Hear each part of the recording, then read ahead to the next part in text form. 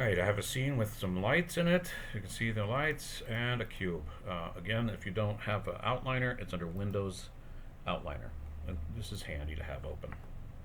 I think this will always be open once I've opened it here. Next time I open a new project, I think it should be open. I'm not sure, but I believe that's the case. I've got a cube, and look, I just want to show you something here. If I have my mouse in this 3D viewport and hit spacebar, I get a variety of views. This one is top, front, and right. Okay, and then I want to go back into 3D. I hit spacebar and I go back. But let's just look here for a second. You can see that this box is 1 square wide. It's 1 square wide, 1 square tall, and 1 square deep, and that's the default. Again, hover over the view I want to go back into and hit spacebar. So R is the scale, and I want it to be about 9 blocks wide. 1, 2, 3, 4, 5, 6, 7, 8, 9. It's about right. And let's make it about 2 blocks tall, and that's just eyeballing it. W is my move tool. I'll just move this so it sits on top of the grid. That's just the traditional way of working. If I import this into a game engine, it should be sitting on top of the ground, or just almost just a little bit into it. Okay. I'm going to open the Hypershade.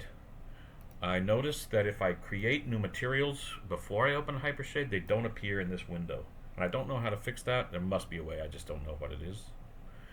And I might as well open the Arnold render.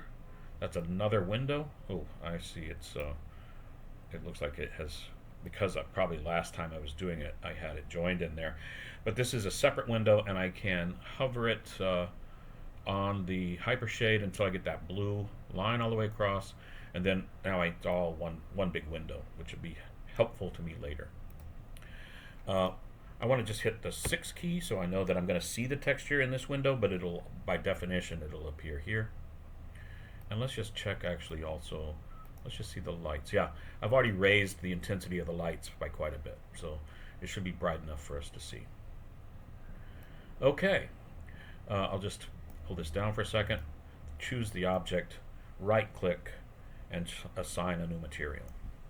We've done this before. Arnold, AI standard surface, and from here I'm just going to roll these up because by default it might be, you might see something like this. I'm only going to change the base, the color, the base color.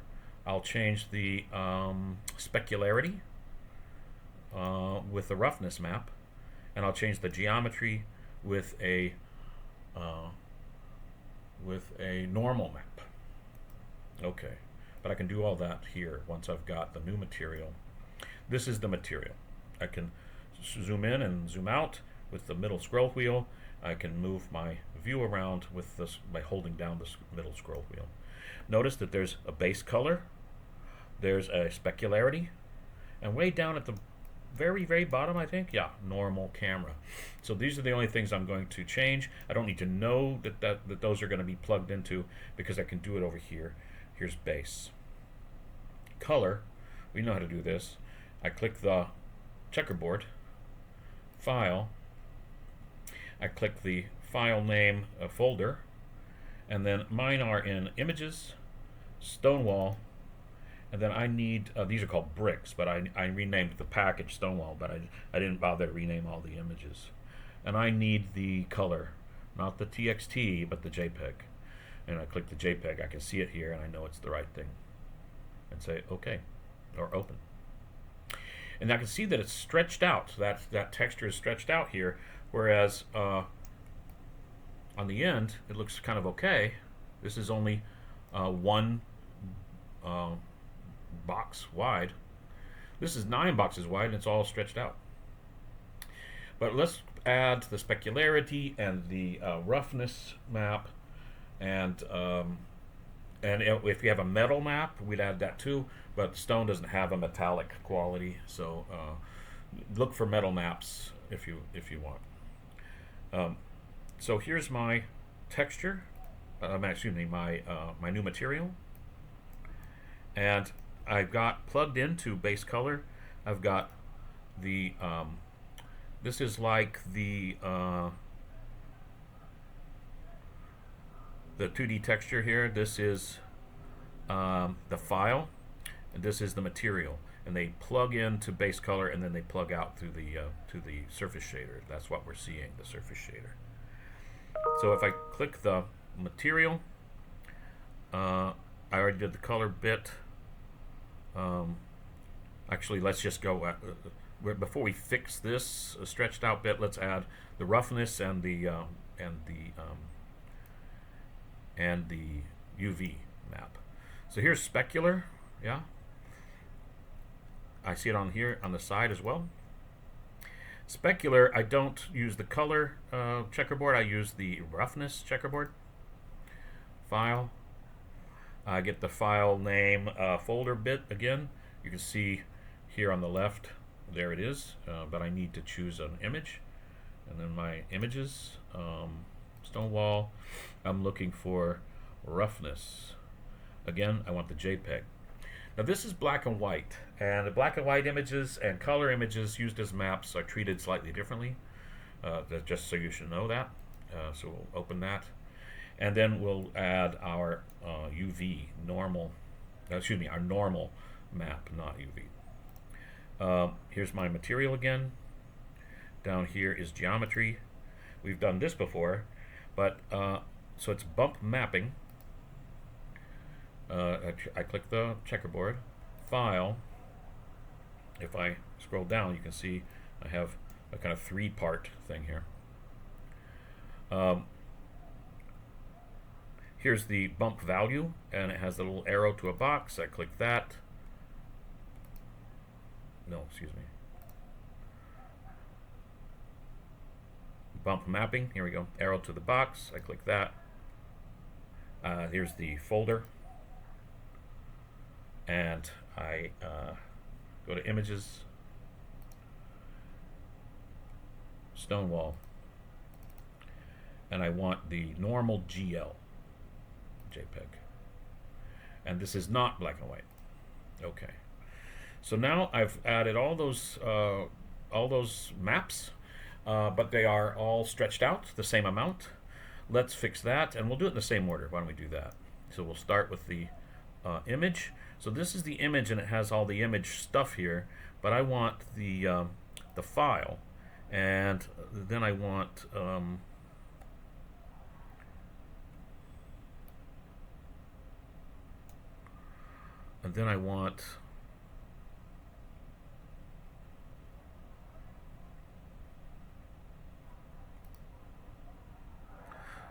I want this image.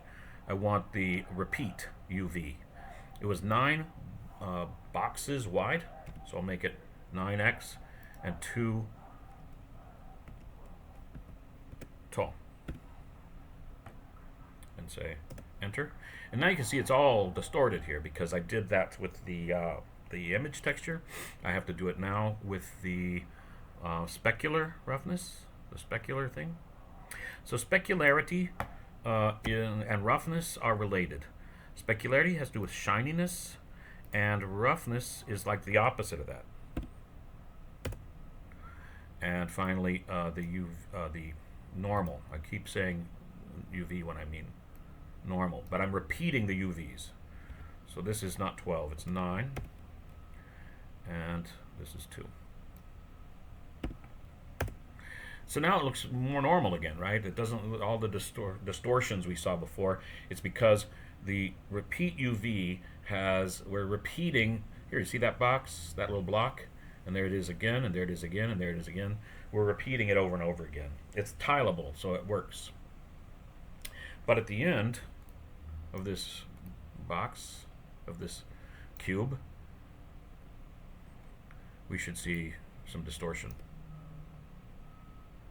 We'll fix that in a bit. So I'll go back to the side view, which is the only one we're caring about right at the moment. I'm never going to care about the top because I'm going to put a concrete slab across the top because it's a wall, and I think a wall needs a kind of finish on the top. This is going to be my my brick wall. I mean my stone wall. Okay, so this is the normal. Let's look at the roughness.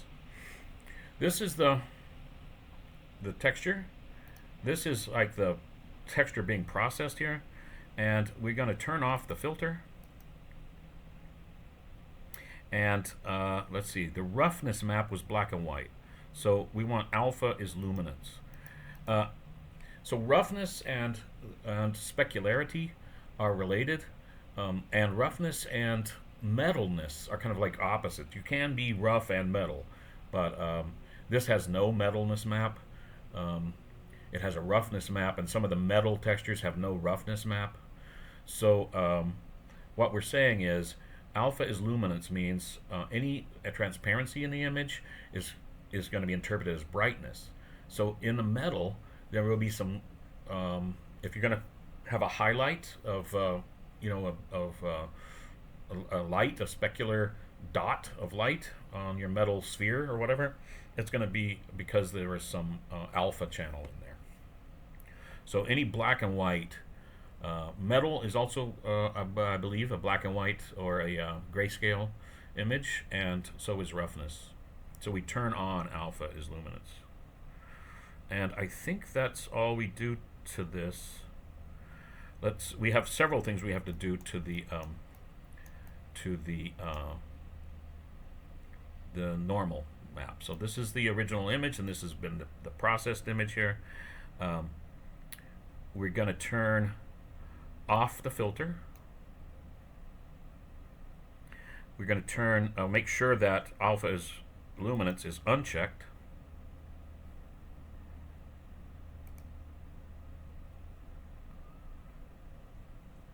It is the normal map. Alpha luminance is unchecked. There is some more color balance stuff here. Let's see. Oh yeah, color space. I couldn't find raw before. It's because it's under utility. Raw. And I believe that's it. Somehow though, this doesn't look. That looks maybe too much somehow. I just want to check that alpha as luminance should be turned off for the normal map. Let me just check that. You want to do this for every black and white map you add into Maya. Next, I'm going to add my normal map, which is under geometry, bump mapping. I'm going to turn it to tangent space normals. I'm going to click on the bump value.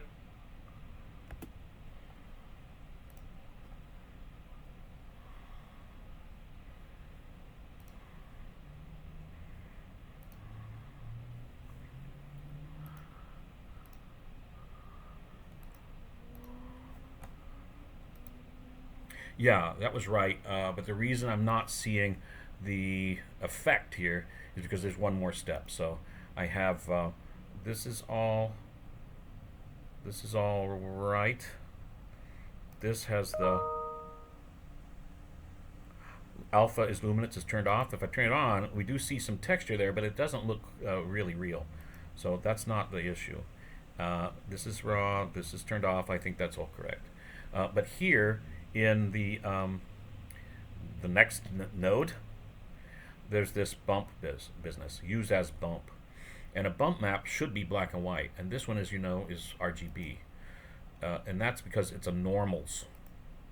You see that? There's our texture. There's our normal texture. So this is this looks pretty good, but not on the ends.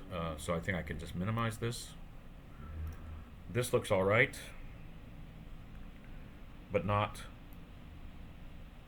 on the top.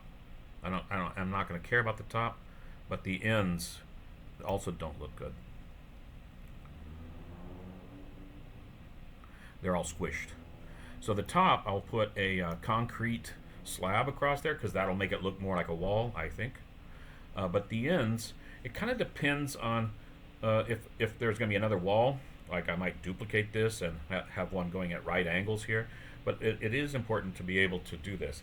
So what's happened is, I didn't want to move that. What's happened is, I've got this looking good by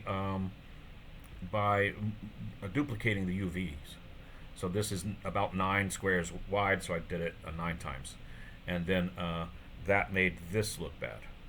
So what I would like to do is add a new material with the same stuff on it on this end.